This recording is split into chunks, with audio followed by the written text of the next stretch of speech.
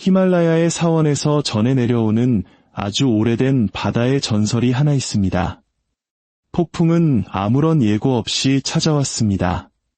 잠시 전까지만 해도 고대 인도의 해안에서 잔잔한 물살을 가르던 상선은 다음 순간 돛대보다 3배는 더 높은 파도에 휩싸였습니다.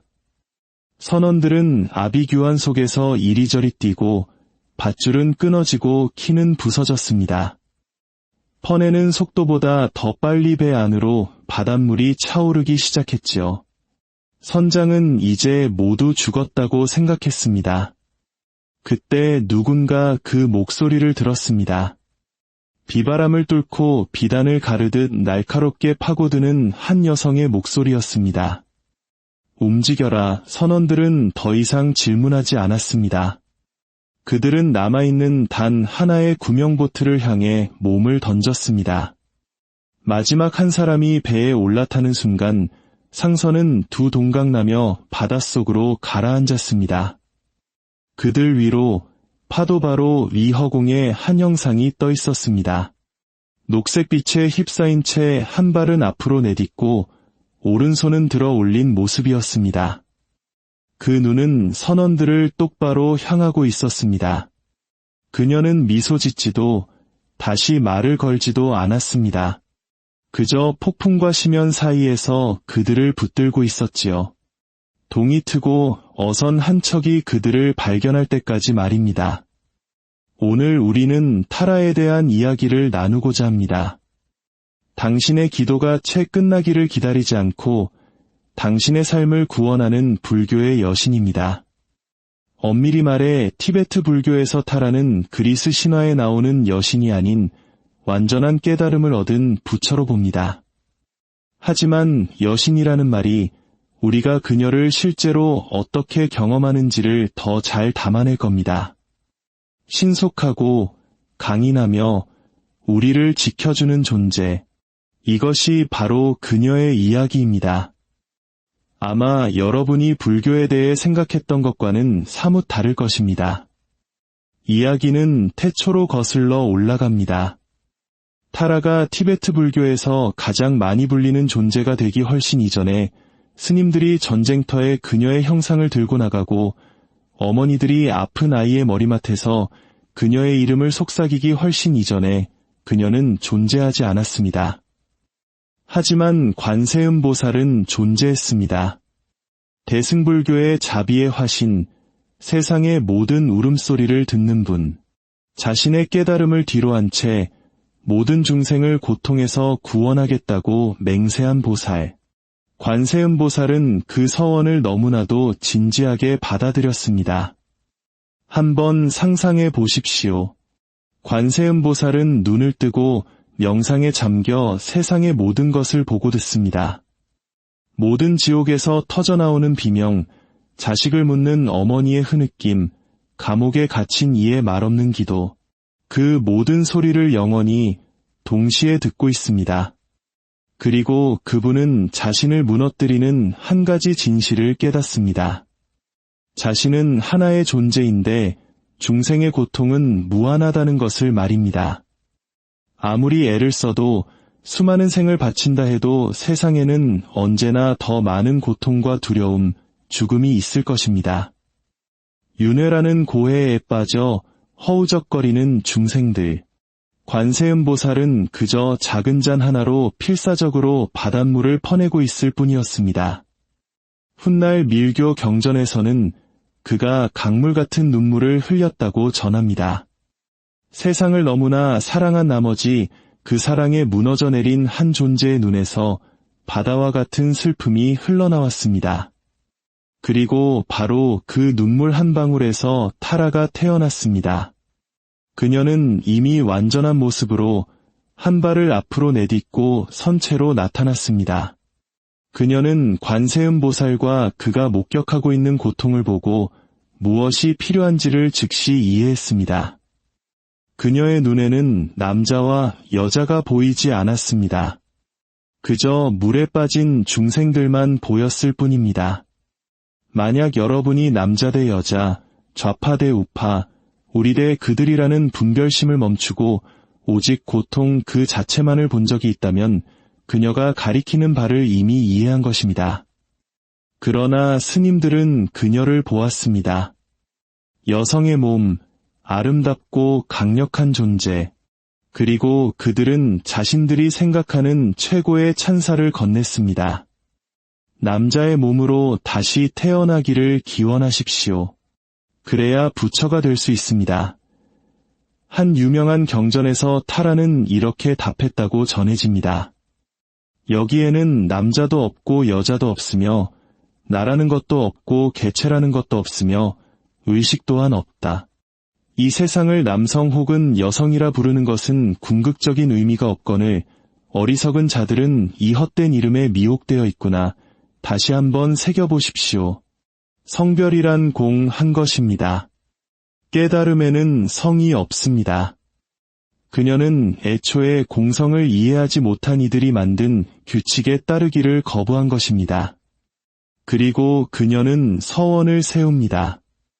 남자의 몸으로 깨달음을 얻으려는 이는 많으나 여자의 몸으로 중생의 이익을 위해 일하는 이는 아무도 없습니다. 그러므로 윤회의 바다가 다 비워질 때까지 저는 여성의 몸으로 중생을 이롭게 하는 일을 하겠습니다. 그녀는 선언한 것입니다. 다른 누구도 하지 않기에 구원의 길에는 여성의 얼굴과 여성의 목소리, 여성의 손길이 필요하기에 자신은 기꺼이 여성의 몸으로 머물겠다고 말입니다. 관세음보살은 울음을 그쳤습니다. 더 이상 혼자가 아니라는 것을 깨달았기 때문입니다. 그녀는 그의 자비심을 나누는 데 그치지 않고 그가 미처 갖추지 못했던 한 가지, 바로 신속함으로 그 자비를 완성했습니다.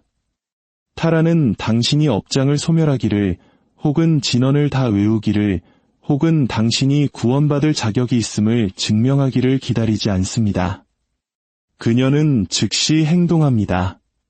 경전에는 그녀가 21가지의 모습으로 나타난다고 묘사되는데 이는 그녀가 변덕스러워서가 아니라 한 가지 모습만으로는 도움이 필요한 모든 일을 구할 수 없기 때문입니다.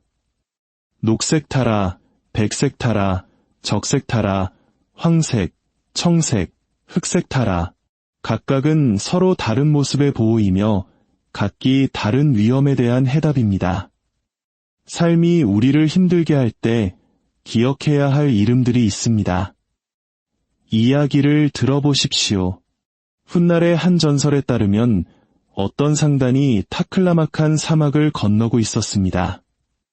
10명의 상인, 30마리의 낙타, 3주치에 말린 고기와 물. 1회째 되던 날 그들은 산적을 만났습니다. 시신은 저항하지 않으니 먼저 목숨을 빼앗고 약탈하는 무자비한 자들이었지요. 상인들에게는 무기도 호위병도 기회도 없었습니다. 기도할 시간조차 없었지요. 하지만 상단의 우두머리는 타라에 대해 들어본 적이 있었습니다. 그는 긴 유래문도 관상법도 몰랐습니다. 21명의 타라 중 누구를 불러야 하는지도 몰랐지요. 그는 그저 그녀의 이름을 외쳤습니다. 타라, 기도 반, 공포 반이 섞인 단 한마디였습니다. 그러자 그녀가 나타났습니다. 기록에 따르면 그녀는 상인들과 산적들 사이에 실제로 모습을 드러냈다고 합니다. 녹색의 피부, 한 발은 앞으로 내딛고 오른손은 두려워 말라는 시무회인을 하고 왼손에는 푸른 연꽃을 들고 있었습니다. 그녀의 자세를 주목해 보십시오. 오른발은 앞으로 뻗어 언제든 뛰어들 준비가 되어 있습니다. 부처님처럼 결가부자를 튼 모습이 아닙니다. 다음 행동을 고심하는 모습도 아니지요. 이미 행동하고 있는 그 중간의 모습, 그것이 바로 핵심입니다. 산적들은 그녀를 보고 말들이 뒷걸음질 쳤으며 두목은 칼을 떨어뜨리고 달아났습니다. 산적 무리는 폭풍 속의 나뭇잎처럼 혼비백산하여 흩어졌습니다. 훗날 상단의 우두머리는 대대로 전해지는 이야기 속에서 그녀의 얼굴을 이렇게 묘사했습니다. 1000번의 전투를 치렀고 앞으로 1000번을 더 치를 전사처럼 집중된 강렬한 얼굴이었다고. 평온한 미소도, 설명도, 감사 인사를 기다리는 기색도 없었습니다. 그녀는 사라졌고 상단은 한 사람의 희생도 없이 라싸에 도착했습니다. 녹색 타라는 즉각적인 보호이자 즉각적인 행동입니다. 두려움보다 더 빨리 움직이는 존재이지요. 백색 타라는 7개의 눈을 가졌습니다. 얼굴에 2, 이마에 하나, 양 손바닥과 양 발바닥에 각각 하나씩. 이는 그녀가 모든 방향의 모든 중생을 한순간도 놓치지 않고 지켜보고 있음을 의미합니다. 그녀는 장수와 치유, 평화를 가져다 줍니다. 적색 타라는 필요한 것을 끌어당기는 힘을 줍니다. 그것이 재물이든 인연이든 내면의 힘이든 말입니다. 황색 타라는 물질적 풍요뿐 아니라 정신적 풍요로움까지 더해줍니다. 그리고 청색 타라, 흑색 타라와 같은 무서운 모습의 분노조는 자비심만으로는 충분치 않을 때 마구니가 비유적인 존재가 아니라 실제하는 위협일 때 부릅니다. 보호의 힘이 필요할 때 말이지요. 스님들은 수세기 동안 시험을 앞두거나 긴 여정을 떠나거나 혹은 재앙이 닥쳤을 때 21존 타라 예찬문을 외워왔습니다. 그중 한 구절은 이렇습니다. 3개의 수호자이신 관세음보살의 연꽃 얼굴에서 피어나 번개처럼 빛나는 눈을 가지신 신속하고 두려움 없는 타라께 예경하나이다. 이것이 바로 1000년 동안 그들이 그녀를 불러온 방식입니다. 부처님께서는 보리수 아래에서 마왕 파순이 보낸 세 딸, 즉 탐욕과 분노, 어리석음이라는 번뇌를 마주했습니다. 부처님께서는 고요히 앉아 평정심을 통해 승리하셨지요. 그러나 타라는 그 번뇌들을 유혹이 아닌 변형시켜야 할 적으로 마주합니다. 그녀는 빠르게 움직여 압도적인 자비로 그들을 정복합니다. 두 길은 같은 목표를 향하지만 타라의 길은 우리에게 인내를 요구하지 않습니다. 그렇다면 무엇이 타라를 이토록 특별하게 만드는 걸까요? 불교에는 관세음보살, 문수보살, 금강수보살처럼 중생을 보호하고 구원하는 강력한 남성 보살들이 있습니다.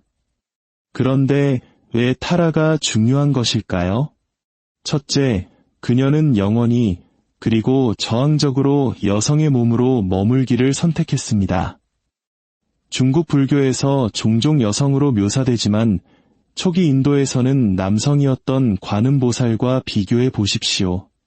관음보살의 성별은 유동적이지만 타라의 성별은 확고합니다.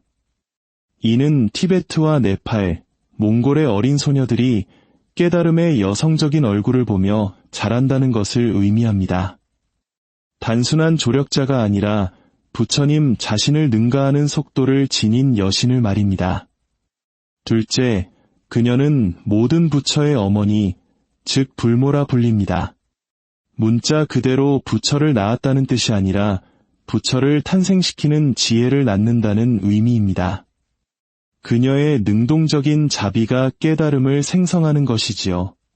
그녀는 단지 수행의 길에 있는 중생을 보호하는 것을 넘어 깨달음 자체를 위한 조건을 만들어냅니다. 셋째, 그녀는 다가가기 쉬운 존재입니다. 그녀를 부르기 위해 비밀스러운 입문의식이나 스승의 허락이 필요하지 않습니다. 수년간 관상법을 익히거나 산스크리트어를 배울 필요도 없습니다. 오직 그녀의 진언, 6 음절만 있으면 됩니다. 옴타레 투타레 투레소아. 누구나 할 수 있는 이 진언을 사원의 스님들은 염송하고 마을의 할머니들은 속삭이며 전쟁터로 향하는 병사들은 외칩니다. 이것은 부처님의 초기 가르침인 팔리어가 아닌 산스크리트어입니다. 타라가 대승불교에서 나타나 금강승불교, 특히 소리 자체에 힘이 있다고 믿는 티베트 불교에서 가장 발전했기 때문입니다. 옴은 우주의 근원적인 진동이자 모든 실제의 소리입니다. 타레는 윤회의 고통에서 해방시킨다는 의미입니다.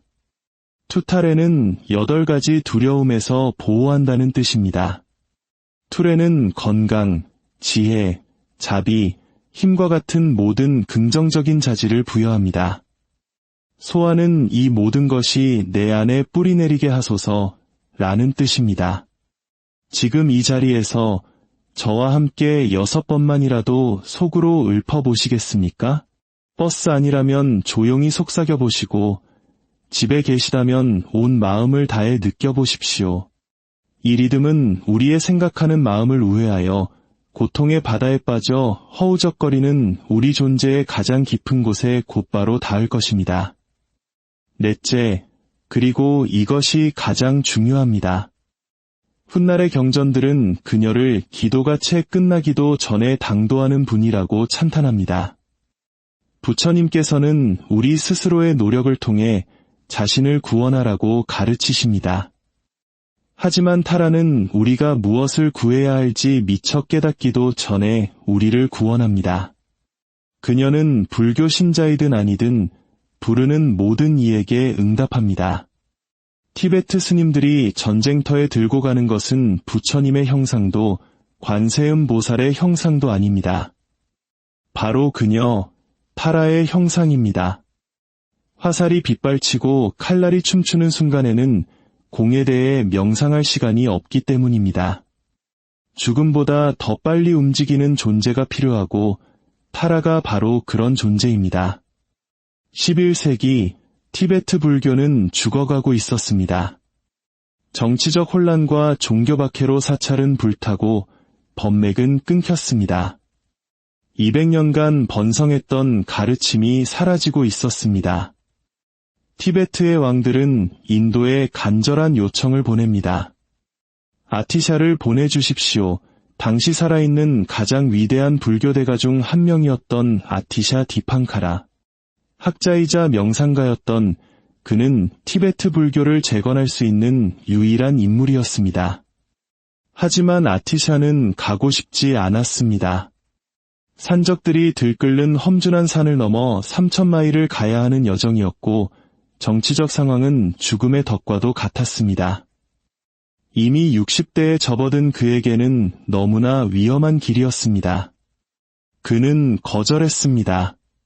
티베트 사절단이 애원했지만 그는 다시 거절했습니다. 그 후 명상에 잠겼을 때 티베트의 전기에 따르면 타라가 나타났다고 합니다. 그녀는 아티샤의 방에 실제로 모습을 드러내 앉아 이렇게 말했습니다. 그대가 티베트에 가면 그대의 수명이 20년 줄어들 것입니다. 아티샤는 고개를 끄덕였습니다. 그도 알고 있는 사실이었습니다. 하지만 그대가 티베트에 가면 헤아릴 수 없는 중생을 이롭게 하고 부처님의 가르침을 1000년간 이어지게 할 것입니다. 아티샤가 인도에 남는 것이 더 논리적인 선택이라고 설명하려 하자 그녀는 그의 말을 끊었습니다. 내가 그대의 길 모든 걸음마다 함께하며 보호할 것입니다. 그리고 그녀는 그의 마음을 영원히 바꾸어 놓은 행동을 합니다. 마치 승리를 확신하는 전사처럼 미소를 지은 것입니다. 그날 밤 아티샤는 짐을 쌌습니다. 그는 자신이 두려워했던 거의 모든 일이 실제로 일어날 것이며 타라가 그 모든 고난을 뚫고 자신을 이끌 것임을 알지 못했습니다. 여정은 8달이 걸렸고 전승에 따르면 그가 예측했던 모든 끔찍한 일들이 실제로 일어났습니다. 산적들이 상단을 공격하자 타라는 녹색빛으로 나타나 공격자들의 눈을 멀게 했다고 합니다. 눈사태가 히말라야의 길을 막아 사흘치 식량만 남기고 갇혔을 때 아티샤의 명상 중에 타라는 다음 갈림길에서 왼쪽으로 가라고 속삭였고 그들은 숨겨진 길을 찾아냈습니다. 일행 절반이 열병에 쓰러졌을 때 아티샤는 사흘 밤낮으로 잠도 자지 않고 타라의 진언을 외웠고 열병은 사라졌습니다. 그는 살아서 라사에 도착했고 이후 17년간 경전을 번역하고 스승들을 양성하며 사찰을 세워 티베트 불교를 재건했습니다. 훗날 달라이 라마의 법맥인 겔룩파의 모태가 된 카담파를 창시한 것입니다. 이 모든 것은 타라가 그를 보호하겠다고 약속했고 그 약속을 지켰기 때문입니다. 아티샤가 70대 초반의 세상을 떠났을 때 그의 제자들은 그가 아무런 후회 없이 눈을 감았으며 모든 것을 타라가 인도했다고 기록했습니다. 그 후 타라는 티베트 전역으로 퍼져나갔습니다. 어떤 지역에서는 관세음 보살보다, 어떤 마을에서는 부처님 자신보다 더 많이 불리는 존재가 되었습니다.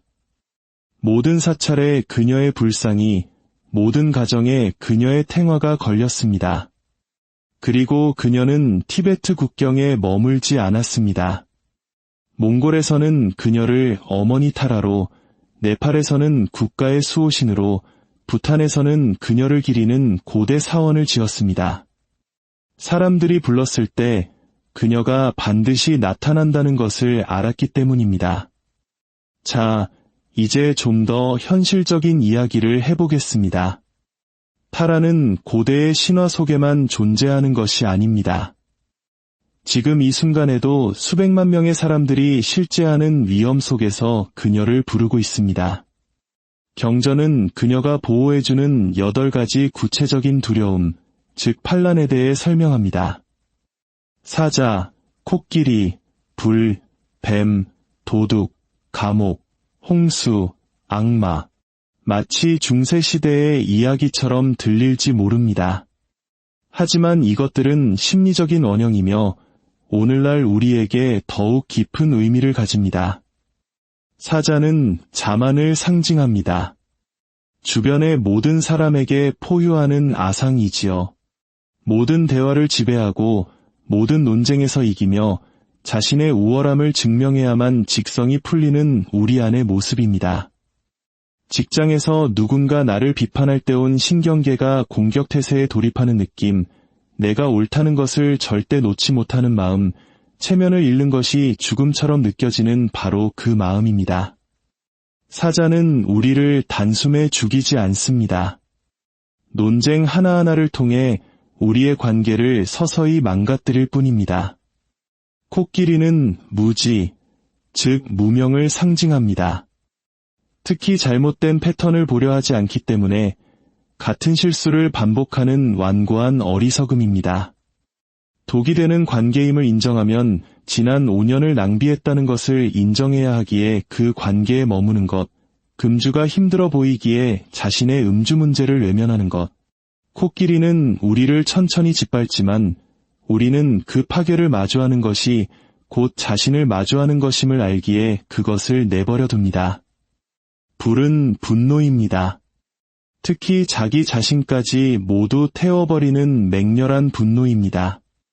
회의에서 입을 통제하지 못해 경력을 망치는 경로, 싸움 중에 용서할 수 없는 말을 내뱉어 결혼 생활을 끝내는 분노, 연결되기보다는 옳기를 선택하여 자신을 아끼던 모든 이로부터 고립되는 진노.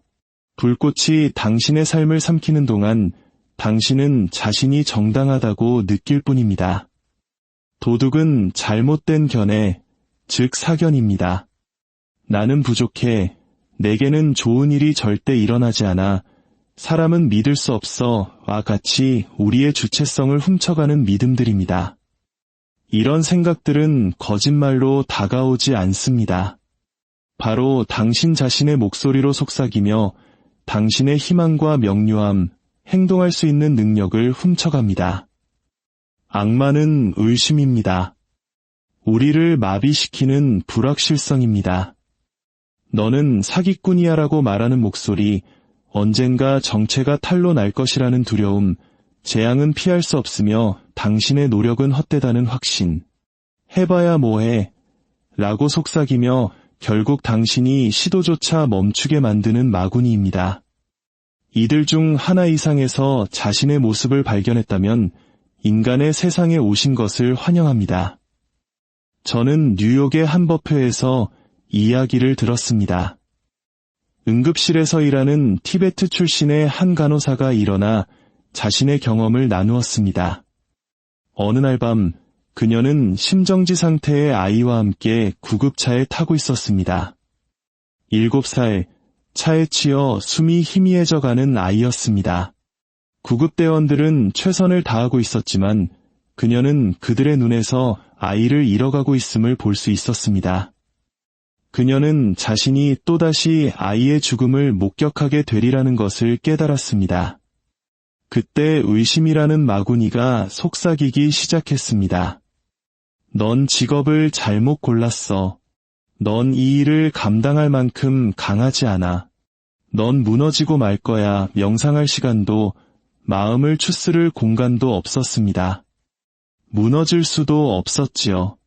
그래서 그녀는 아이의 손을 잡은 채 숨죽여 진원을 속삭였습니다. 6번, 그리고 12번, 그러다 몇 번을 했는지 잊어버렸습니다. 그녀는 타라가 아이를 살렸다고 주장하지 않습니다. 구급대원들과 병원 의료진이 아이를 살렸습니다. 아이는 의료진의 노력 덕분에 살아남았습니다. 하지만 그녀는 그 진원이 자신이 혼돈 속에서 좌초하지 않도록 붙잡아 주었다고 말합니다. 아이가 살아서 안정된 상태로 수술실로 들어갔을 때 그녀는 병원 화장실로 가서 울었습니다.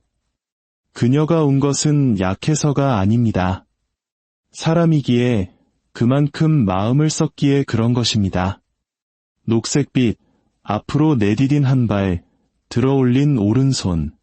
타라는 철학으로 두려움을 없애지 않습니다.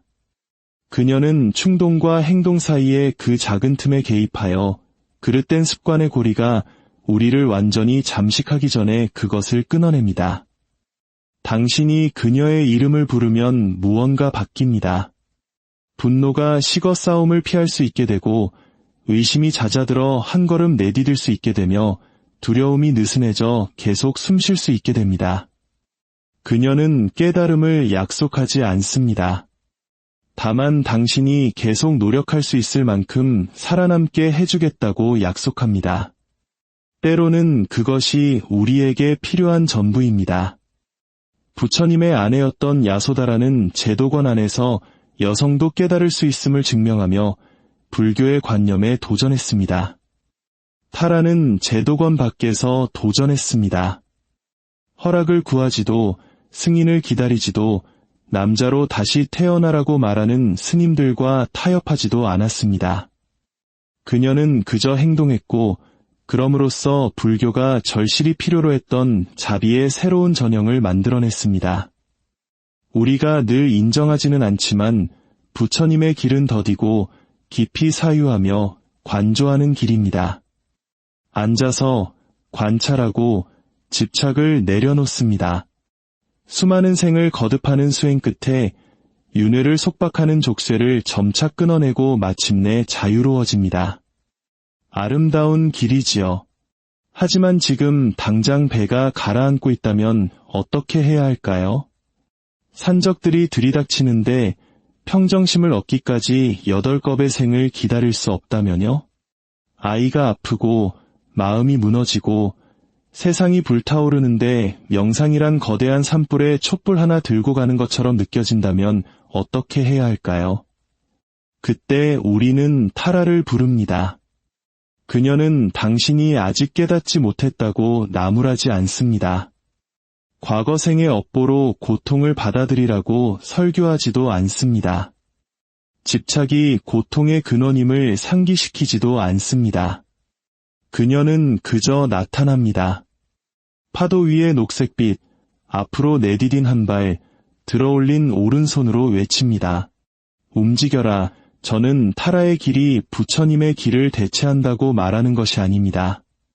사성제와 팔정도, 고통의 본질에 대한 부처님의 가르침은 불교의 근간이며 핵심입니다. 하지만 타라는 그 길의 때로는 잊히기 쉬운 한 가지를 더합니다. 자비란 단지 고통을 이해하는 것에서 그치지 않고 그 고통을 신속하게 끝내주는 것이라는 사실을 말입니다. 그리고 오늘날 많은 현대의 수행자들이 그녀를 다시금 발견하고 있습니다. 그들은 고대의 스님들이 보지 못했던 것을 그녀에게서 봅니다. 성별은 결코 중요한 것이 아니었으며 깨달음은 구원이 필요한 누구든 구하기 위해 필요한 어떤 얼굴로든 나타난다는 것을 말입니다. 그러니 한번 이렇게 해보십시오. 그녀를 부르기 위해 불자가 될 필요는 없습니다. 그녀가 정말 녹색빛으로 나타난다고 믿을 필요도 없습니다. 기도를 외우거나 불상을 샀거나 티베트 불교로 개종할 필요도 없습니다.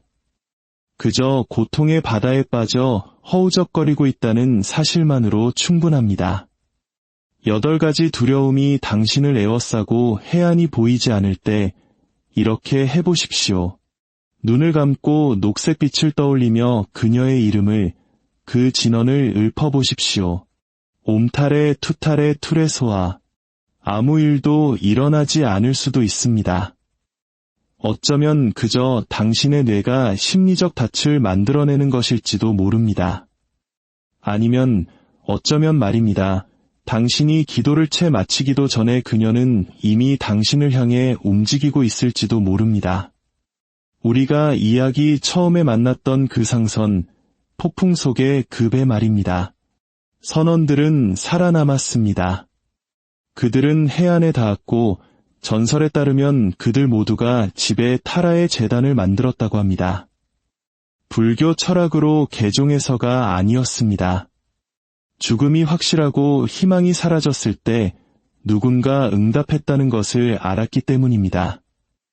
자신들을 구하기 위해 허락을 기다리지 않았던 한 여인이 있었다는 것을 말입니다. 타라, 불교의 가장 강력한 여신이자 당신이 그 이름을 불러주기를 기다려온 수호자입니다.